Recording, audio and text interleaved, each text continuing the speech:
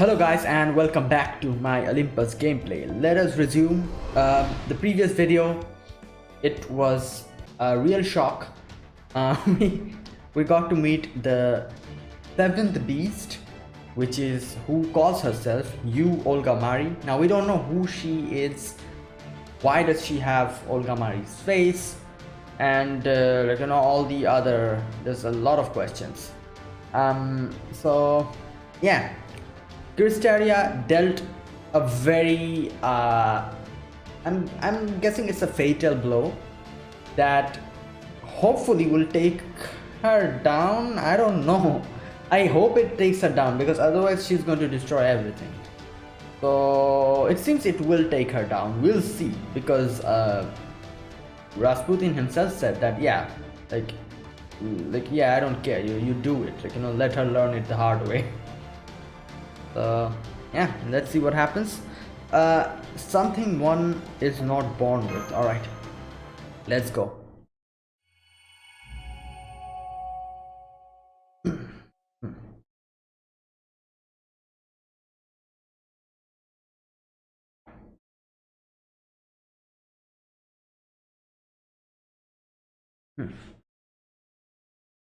What I'm about to tell you took place in the spring when I was 15 years old. Okay, I'm guessing this is what I'm again. Back then I thought the future was bright and full of hope. I was born into an environment far better than most could hope for, with talents far greater than most could dream of. I knew I was destined for great things, and that my purpose was to see them done. I'm going to create something beautiful. I'm going to create something wonderful. It was that ideal, that passion, that made me apply myself to my studies day in and day out. And as a result,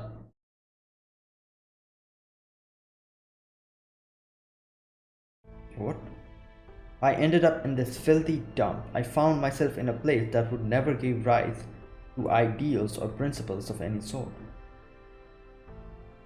The pain in my chest made me gasp. This is the continuation of the flashback. I couldn't move my limbs at all, but fortunately I was still able to treat the wound on my chest. Yeah, oh my god. Since I had been chosen to take over the family in lieu of my father, I possessed a magical crest that had been reinforced over 11 generations. Damn. It was designed to heal its bearer in the event they suffered an injury, even if they could not do so themselves. Oh, that's how he survived. But now the crest was no longer functioning. What? Its mana was stagnant like anecdotes from the curses department. I knew I must have been poisoned with an anti-mage toxin, one designed to attack its target's nerves and blood. Oh. Enough time has passed for the toxin to work through my body. Both my crest and circuits were completely dead. Yeah. I could no longer counteract the toxin myself. I would require assistance. The situation could not have been worse. I was trapped in enemy territory and what strength I had was fading fast. The only hope I had of surviving was if my grandfather noticed something amiss and sent someone to rescue me. Wow, okay. The problem was I had no way of knowing if I would last that long. Yeah. So the people, what the? Who's this? Awake, awake, awake. Especially with more of my father's assassins looking for me. I felt as though the basement room's already pungent stench had suddenly gotten even worse. The boy was wearing a coat that someone else had clearly thrown away, and his hair hadn't been washed in years. He must have carried me here to where he lived when he found me crawling through that alley after the attempt on my life. Okay, so that's what happened. I was like, yeah, how did he come over here? Someone found him. Look at this kid. Whoa. I could only guess he thought he could make money off me based on my clothes and appearance. Still alive. Alive. Hearing the boy digging through a can full of garbage, I was unable to hide my disgust. I was deeply ashamed by the fact that such a pitiful creature had saved my life. Damn, he was kind of like those like, what do you call them? Those prideful, like pompous rich kids, like those royalty people who are like, who act as if they're like something, something so great or something like that. But something probably happened in his life which changed him, because now he's extremely humble. We could see, like the current Kirschtaria. He's extremely humble. Treasure, treasure. Here, eat. The boy pressed a piece of completely stale, moldy bread up to my mouth and forced me to eat it, wiping the crumbs off my face with his filthy sleeves. Whatever his intent, his efforts were far from helpful. My wound has closed, but my digestive system was only barely working. Rather than helping me recover my strength, eating barely edible food like this would only upset my stomach and made my condition worse. It's good, eat, eat. But I lacked both the strength to resist and the energy to refuse, so I reluctantly opened my mouth and choked down the rock-hard bread. Once I managed to finish the food he forced upon me, the boy stepped away from my bed with a satisfied smile. He then moved to a corner of the room where he sat down cross-legged and continued his unsettling laugh. Alright, this place looks... yeah, there's no bed, like that's why there's like the bed in quotation mark. Like it's probably something else, eh? Oh god. So I was racked with both chest pain and shame upon the predicament I found myself in. I realized there was nothing I could do, so I simply lay back and closed my eyes. This would all be over in a few hours anyway. My assailant was almost surely a mage, and so it would be trivial for them to track me down. It was only a matter of time until they discovered his place and came to finish me off while I was still incapacitated. Any help that might be on its way would never get here in time. Not even a god could rescue me in this situation. Wow.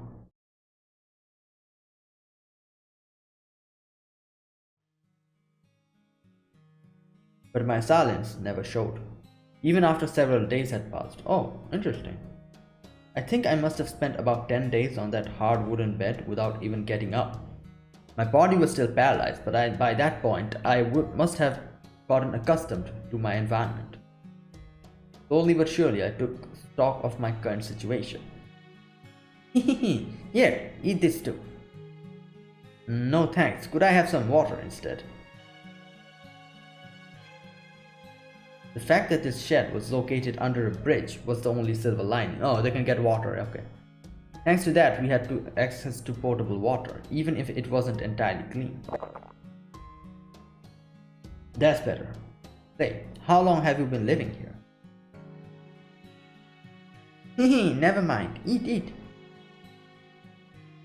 My best guess is the boy had been living here since he lost his guardian several years ago.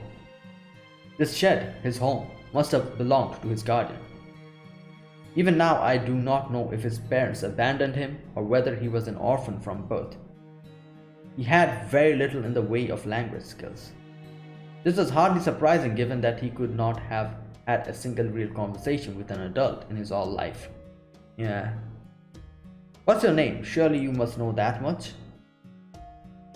Does he understand? I guess he could understand him, yeah, even though he isn't able to speak properly. I was shocked. I couldn't believe there was a child in this day and age, in modern city no less, who didn't even know what names are. Ah. No, more than that, I wondered how had he managed to stay alive on his own all this time. Scary, everyone's scary. Hide, safe here, always safe. As the boy told me this, he stroked a pendant he wore around his neck. Okay, what is... That's a... Well, I'll be...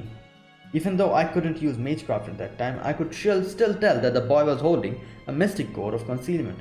Oh, that's why they weren't able to find him. Wow. What's more, it was an antique of incredible value. A talisman that belonged to a sect of witches who have been living in England's deepest forests since even before the clock tower was founded. Oh, now I see, that explains it. No wonder my assailants hadn't been able to find me. The room I'd been staying in was rendered almost completely invisible. You're right, that really is a treasure. I couldn't bring myself to ask the boy if his parents had left him the talisman or if he had discovered it for himself somewhere, but at least I now understood his situation. So if his parents left this for him, then that would mean he comes from a pretty well-off family, and probably something happened to his family and he got lost or something, or like, you know, like he lost his parents and now he's like this. Either that, or if he found it from somewhere, then yeah, then we don't know what was his past. It was this pendant that had enabled him to carry me here from the alley without being seen, yeah. It must also have been what enabled him to safely borrow food from nearby stores. Okay, I wonder if he actually realizes it is because of the pendant that he could do this, you know?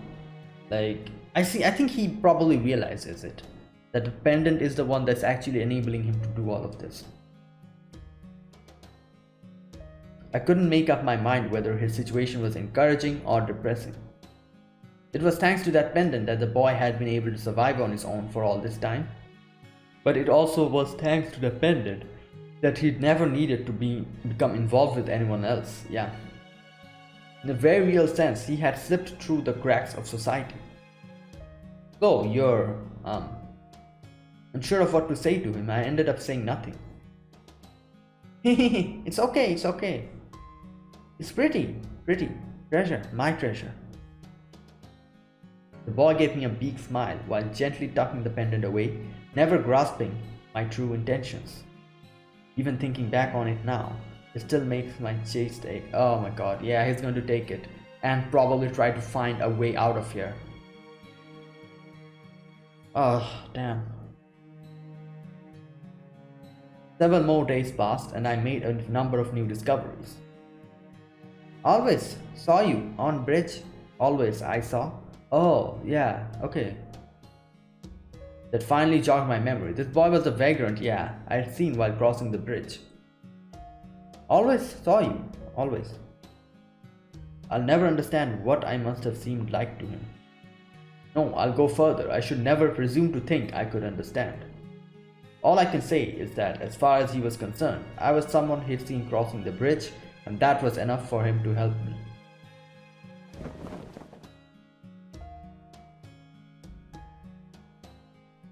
The boy may have been ignorant, but he wasn't stupid. In his own way, he understood the current situation too.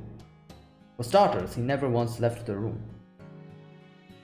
Some part of him understood that if he went outside, even with the pendant, there was a chance that people who attacked me would discover us. So for almost 2 weeks, he fed me using food he already had on his hand. Food. What's wrong? Is there a problem? No problem. Safe here. Safe.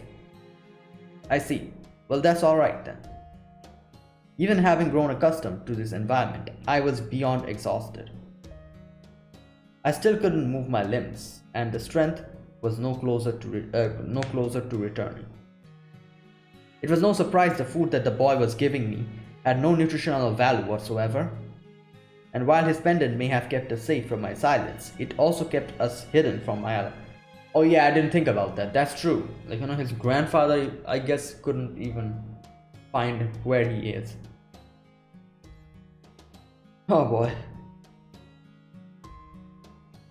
I sighed loudly in despair and closed my eyes. As I slept, I dreamed of my body rotting away like a decayed tree until I finally died.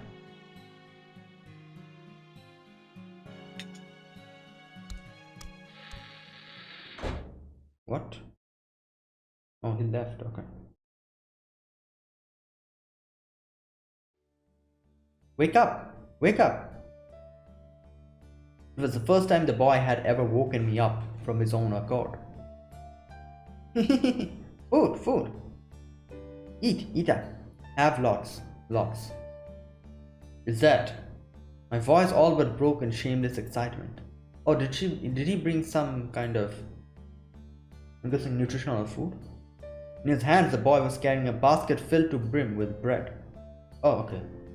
And not stale, moldy, leftover bread like he'd been giving me so far. This was the bread that had been freshly baked that morning. This is amazing. Although, it's all just bread, huh?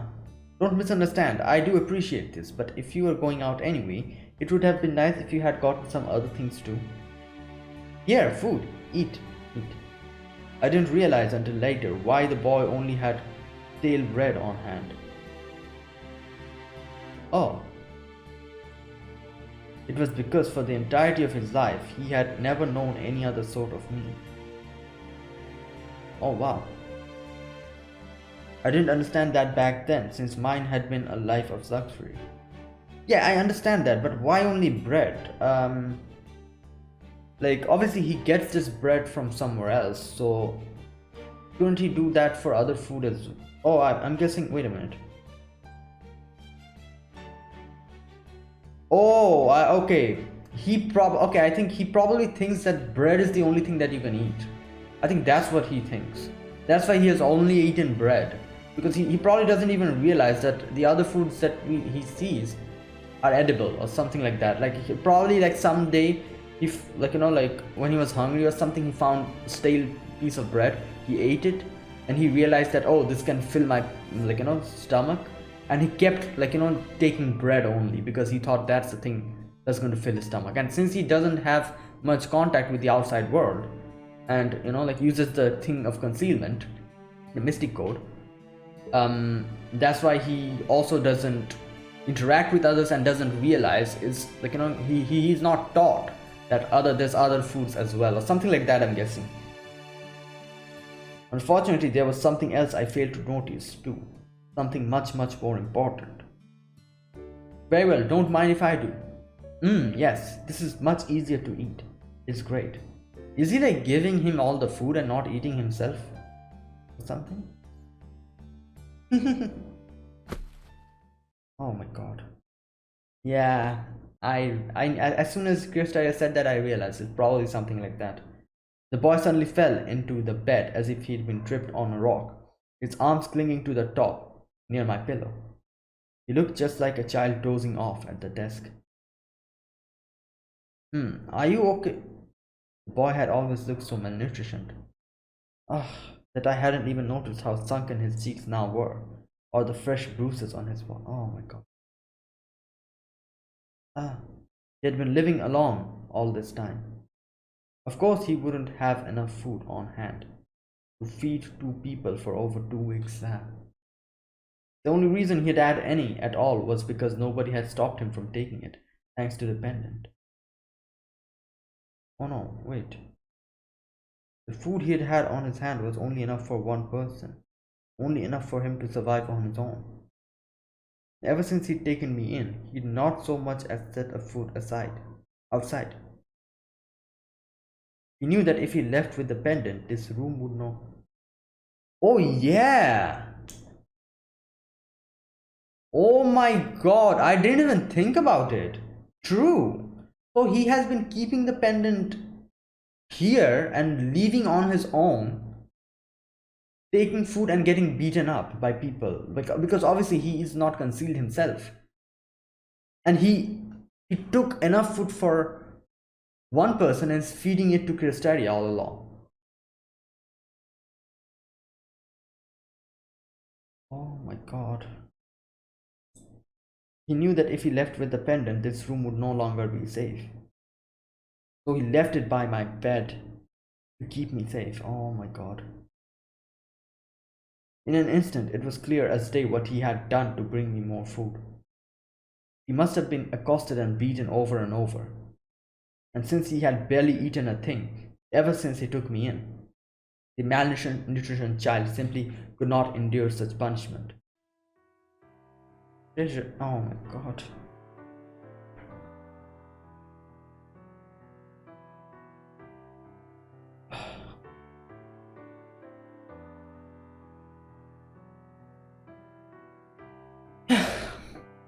Treasure, safe.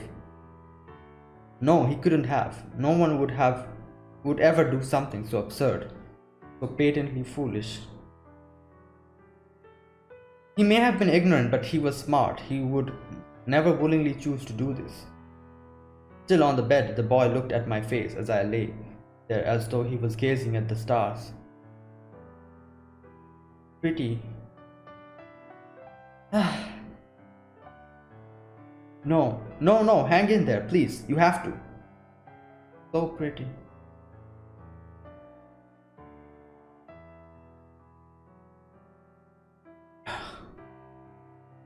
At the time, I wasn't overcome with grief or shock or anger. I was just done with my stupidity. I was completely and utterly fed up with how foolish I had been to only look at the future, without seeing or relating to those I had previously treated as though they didn't exist.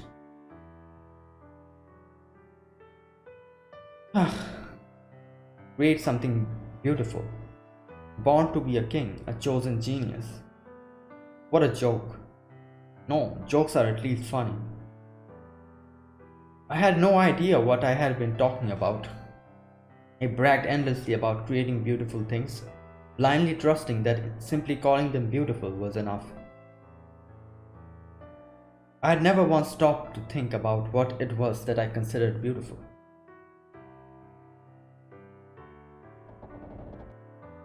The boy's value hadn't changed. He had wasted his life on something so foolish, so stupid, as saving me. I was from the upper crust and he was from the bottom of the barrel. That much was clear from what we were each bound to contribute to the world in years to come. But still, could I do what he did? Could I risk my life solely to keep a perfect stranger from starving? Could I risk my life without receiving anything in return? All for something I felt was beautiful. Why, of course, I can do that.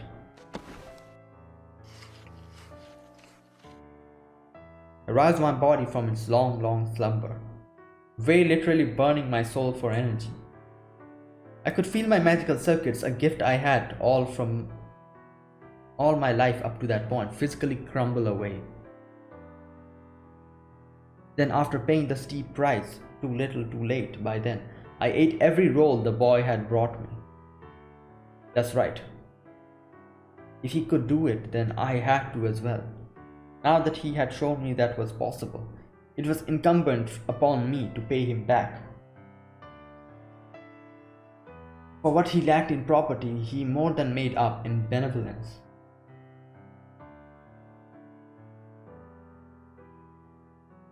I need to set my sights higher. I need to be stronger than ever. I shamelessly shoved the food into my mouth, silently willing myself back to life. I had no time for regret or self-pity. No, I had a job to do, and I was determined to see it done. This was entirely a new motivation. I certainly wasn't born with these convictions. If my life had continued as planned, this new idea would never have even occurred to me. But now I have vowed to dedicate my life to it. Take all the many gifts I was given, gifts that boy couldn't even dream of, and use them to demonstrate the value of human life for as long as my own lasts.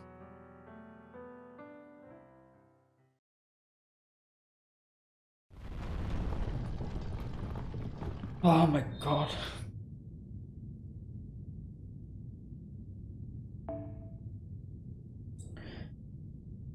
After taking the full course of Kirschtaria Woodheim's serious light, the foreign god disappeared from the sector of space.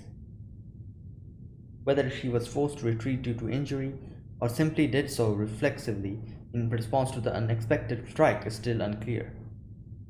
Regardless, her exit meant that Olympus would be spared of immediate destruction, and left only the master and his servant behind in the place.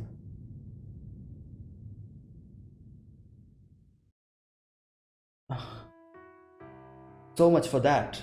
In retrospect, I may have set my sights a bit too high.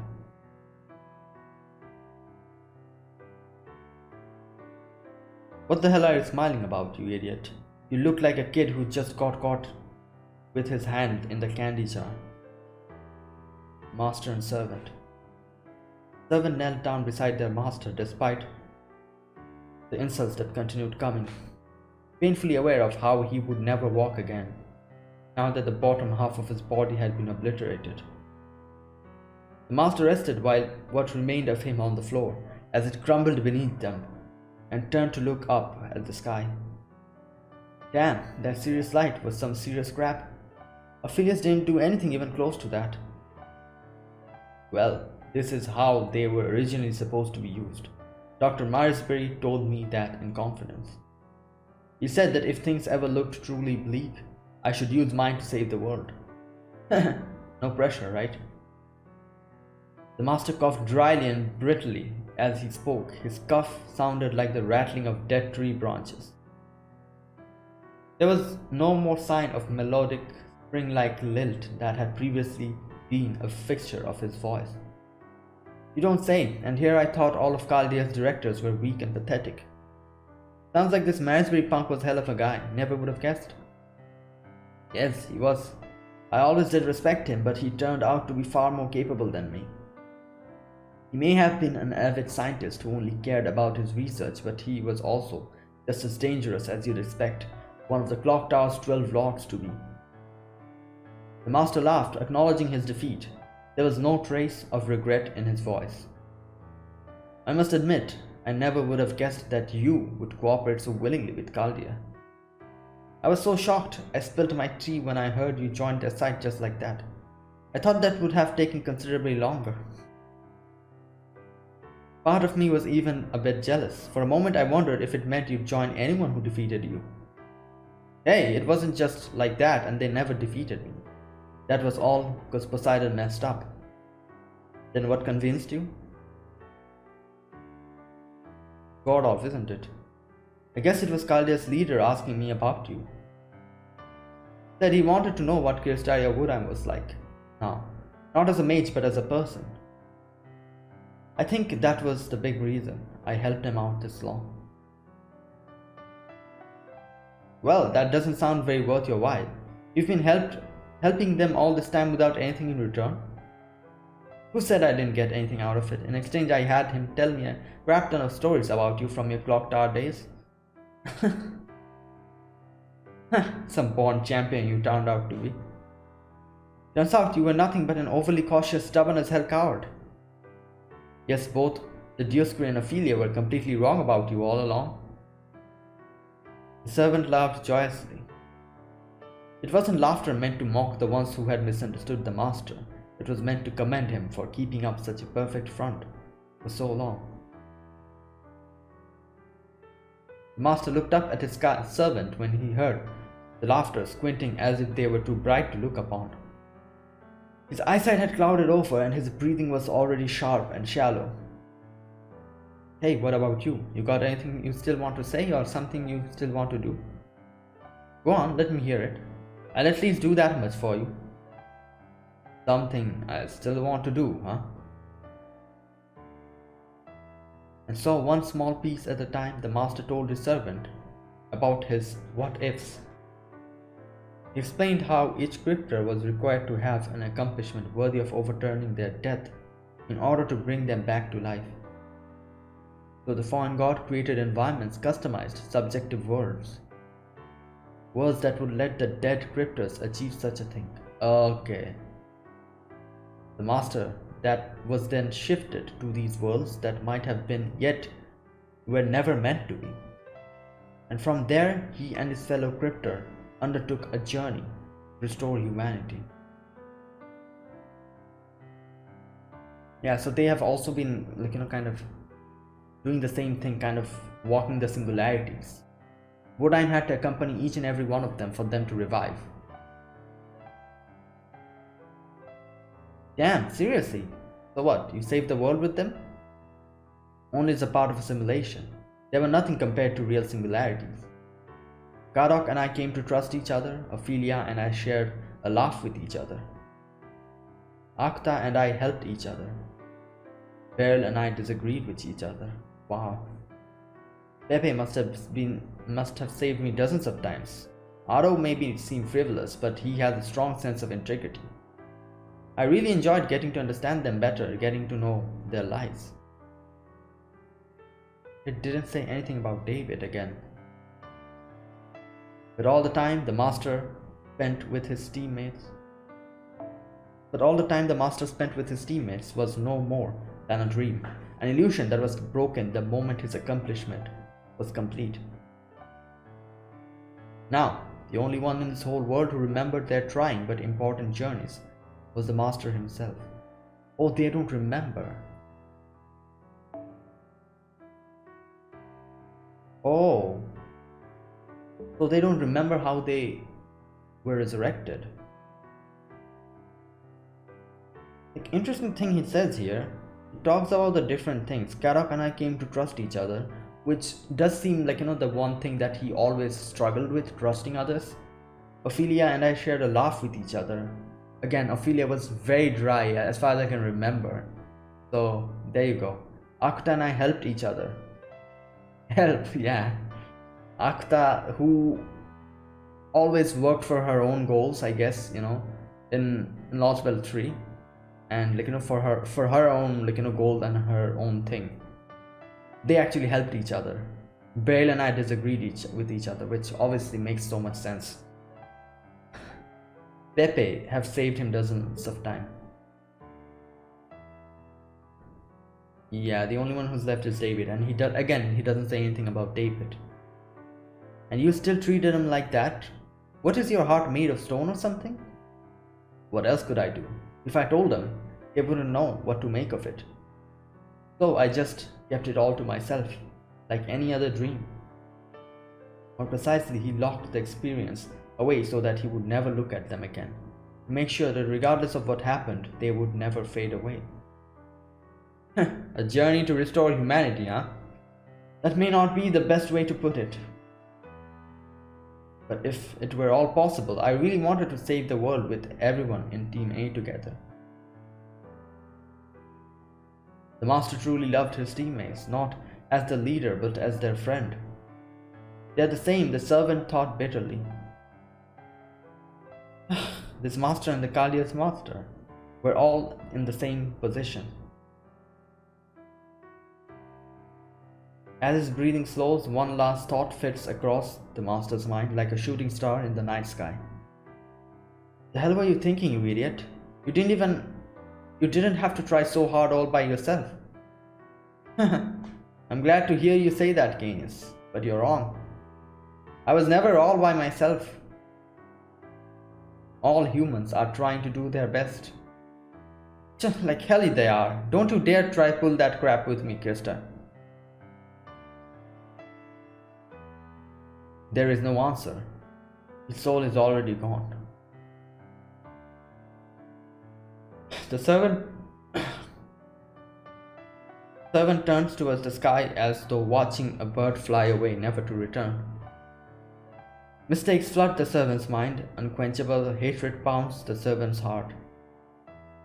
The servant wasn't able to reject the past or previous actions. The pride this heroic spirit held refused to sully the very nature of a hero. After all, the servant had been the one who laughed at the world of humans, the one who mocked and wreaked havoc upon it. The aspect would never change. The servant was well aware they were a villain who hated humans despite gods, shunned what was right and embraced what was wrong. But even so, in spite of all of that,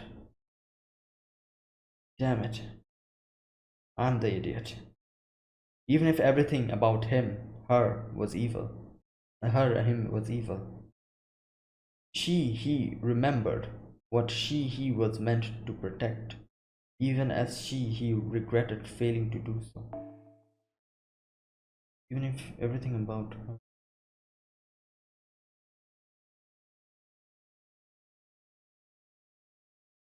Remembered what she would protect, even as he regretted failing to do so.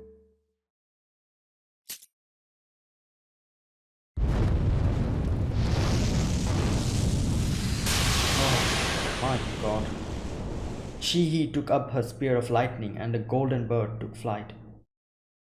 His next actions would not be for his own glory, but to show that he was indeed the right heroic spirit, for his master.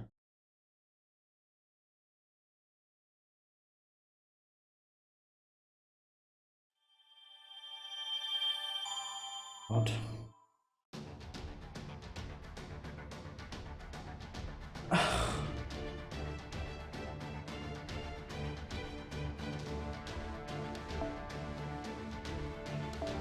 One day at the beyond.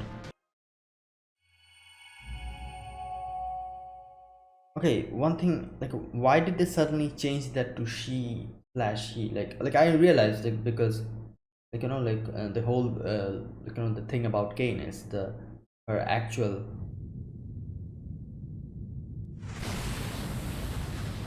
Oh my god. No, like, and I know that, but why at that moment? Is it because, like, is it because they were kind of mentioning Canis and Kirschtaria as a servant and a master? Like, they tried to, I don't know, like just go deep into their original self or something. I don't know, like more in a more simplified version. Is that the reason why suddenly they changed the way they were, like, kind of referring to her? Most probably, I don't know. That just looks like Ophelia's. There you are. It's about time we finally got a decent connection. Right then, this is God of Muslik, commander and pilot of the Storm Border. Do you read me, Mas? Do you read me? Yes. I'm just going to assume you can and tell you all what I have to say. We've just finished making emergency repairs to the border and you are on your way. And are on our way to rendezvous with you at top speed. We're all caught up to your situation thanks to our video feed. We know that the Tree of Emptiness was burned down from the inside, that a mysterious light came down from the sky, and that the foreign god appeared from inside Atlas and claimed to be Olga Marie Animasphere. My god, what the hell? He just made a whole summary of that situation. I'm still trying to make sense of it all, but never mind that for now. Which building are you in right now? The Great Shrine? The Kronos Crown? The Kronos Crown is starting to fall apart quickly, so if you're there, hurry over to the Great Shrine immediately. We should be able to fly in and extract you from there. What's that? I'm asking you the impossible? Never mind that, just get it done. Not to worry, Director Godolph, we have already managed to escape to the Great Shrine. Once we've made out our way through the Machina corridor and reached the Hanging Gardens, we intend to try and make our way down to the city.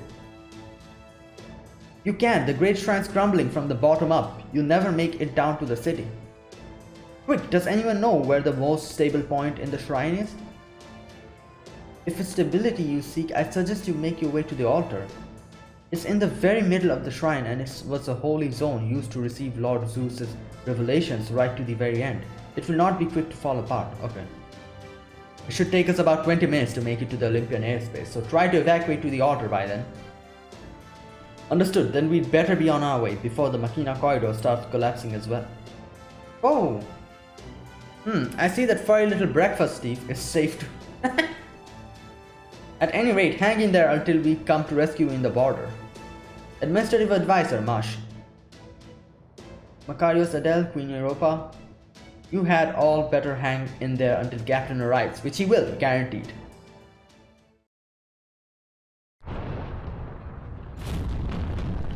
Oh god.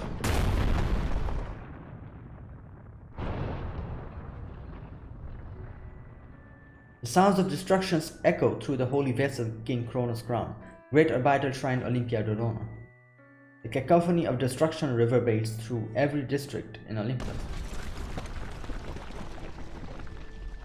Both the crown and the shrine, once thought immutable and eternal, were falling apart before everyone's eyes. Even the great crystal mountains had begun to fracture. Rubble rained down upon the city, people huddled on the ground, not even daring to look up the sky. The heavens had begun to collapse. Olympus itself groaned horribly, straining at the seams. The death cries of an entire city echo across its districts. People huddled together in bronze shrines, believing their destruction would stop once the gods heard their prayers. But to no avail. The rubble continued to fall, crushing some of the bronze shrines and the districts surrounding them. Most people prayed fervently for this disaster to come to a swift end. They prayed and hoped and believed that the gods would protect them. But God is dead, you know. They believed that their friends and family who had suffered painful deaths would soon come back to life. But in time, some people waiting for their loved ones' return began to realize the truth. No one would be revived, no one was protecting them. The Kronos crown collapse would continue unabated. There would be no revelations from the great orbital shrine, and the gods would remain silent. But now, at long last, there were none left in Olympus. As time passed and more people realized that the events they were experiencing portended the Lostbelt's destruction, they fell silent one after the other, despair and resignation shutting their mouths tight. It was the first pall of silence, devoid of even a single prayer, that had fallen over Olympus in 10,000 years. Wow.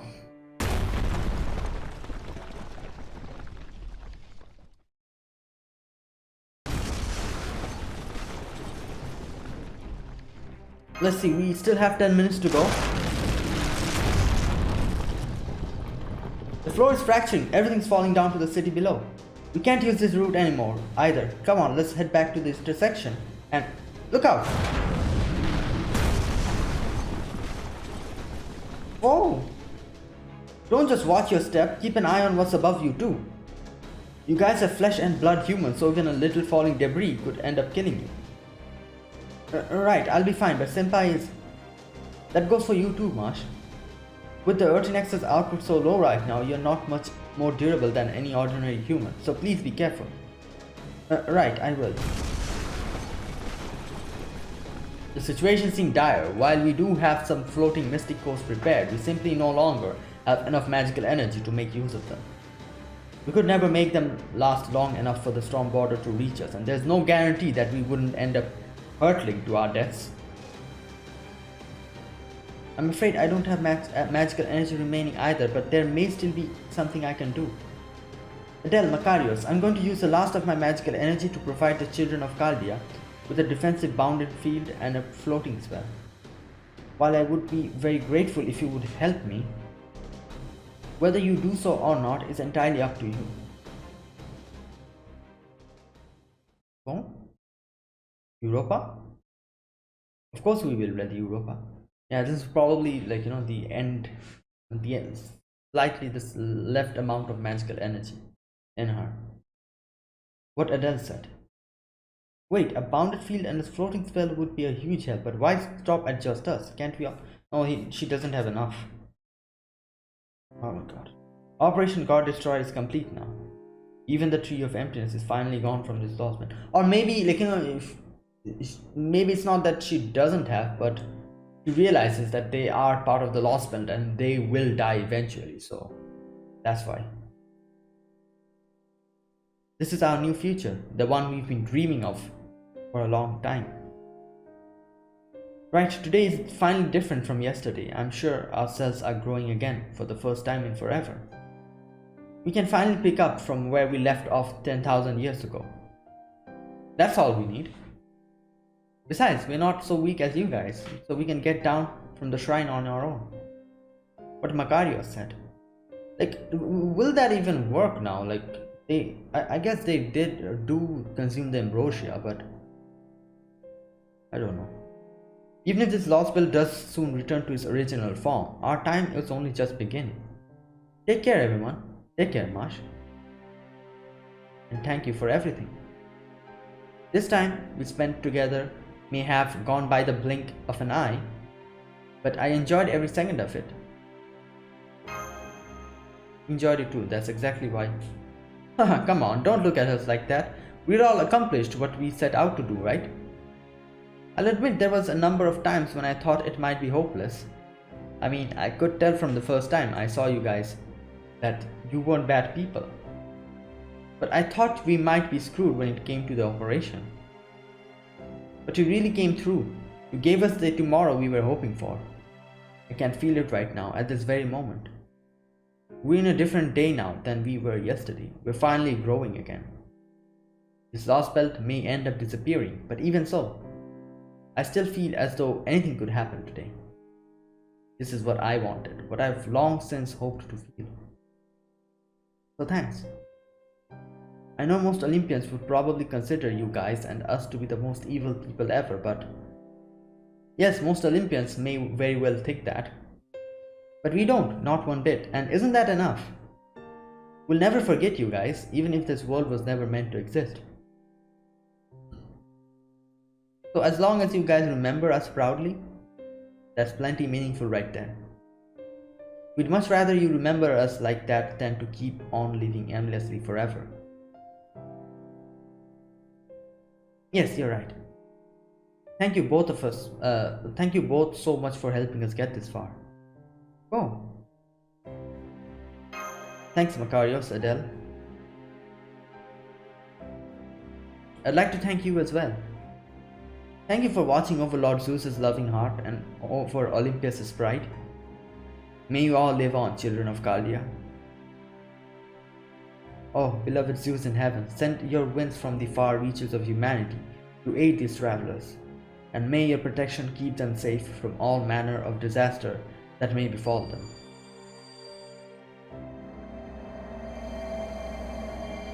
It worked. Now we have a defensive bounded field and a flight spell. Oh. Bye Mash, bye Holmes, bye Foe, bye. The proper human history humans might be weak, but you were still a great master anyway. You proved that beyond a doubt when you faced off with the other master Zeus himself, called a friend and won. The twins were both amazing too. Oh come on, you're lumping us both together like that? You could at least try to compliment us more individually, haha.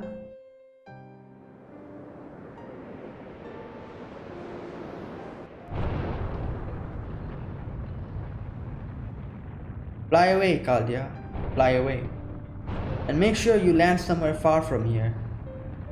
Give our best to everyone in the border and to all the other people in the world, once you've saved them. Man, you're amazing, Queen Europa. They're already so high up I can't even see them anymore. Do you think they'll be okay? I hope they don't get hit by any debris or something. Not to worry, the gods will surely protect them. Yes, I have no doubt that all the gods who fell here, and the gods from proper human history will keep them safe. Indeed, that would be lovely. Oh. Hey, Makarios? What is it, sister? Remember how we said we could get down from the shrine on our own? Yeah, I knew it. Like, you know, they could not. I don't think they can. You weren't even convincing, yeah.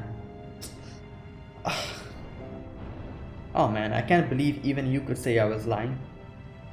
I'm so sorry, you two. There's nothing to apologize for, Your Majesty. We wanted them to take to the sky and they did. That's all we need. Proper human history, huh? They never did tell us much about it. I wonder what it's like. It must be a wonderful world if it managed to produce people like them. Yeah, definitely. Then we really did do the right thing. This has gotta be what's best for Olympus. Makarios? I'm not regretting this. I've been dreaming of this day since forever. This is exactly what we wanted. Now everything's gonna go.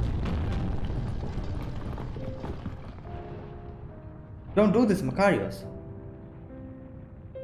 I'm sorry, sister, but I've got to say this. You know what? What? Don't get me wrong, I really do think this was for the best. I'm not just saying that, I really mean it. It's why I've been able to keep fighting for so long. But all that said,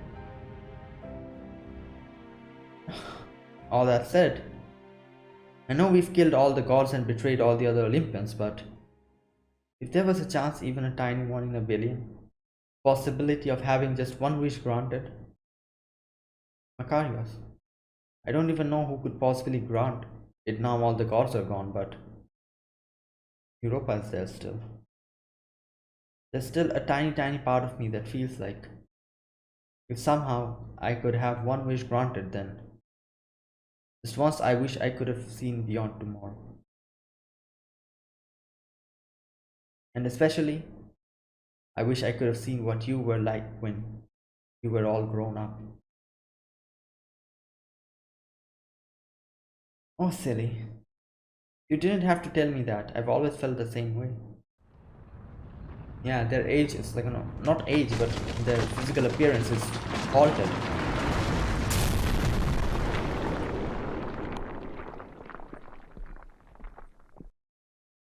Oh my god. Okay, I'll end it here. Oh. Okay, I think this is the final battle, which obviously it's Canis, it's very obvious.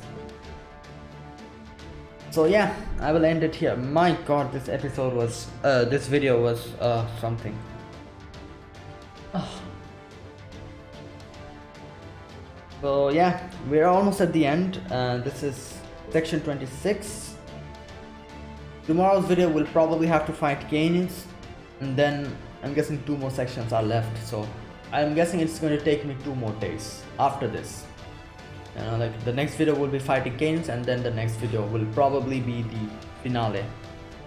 So yeah, wow, I was not expecting a story like that for Kirschtaria. And as I said, he was kind of the same, you could say, as you said, that I always look to the future, but he realized at that moment that not only the future, he should look at everything, and all living forms. And yeah, as he said, that was such a good line. He said, what I have, what did he say? What I have in property, he had in benevolence. What an amazing way to describe that situation. Wow. And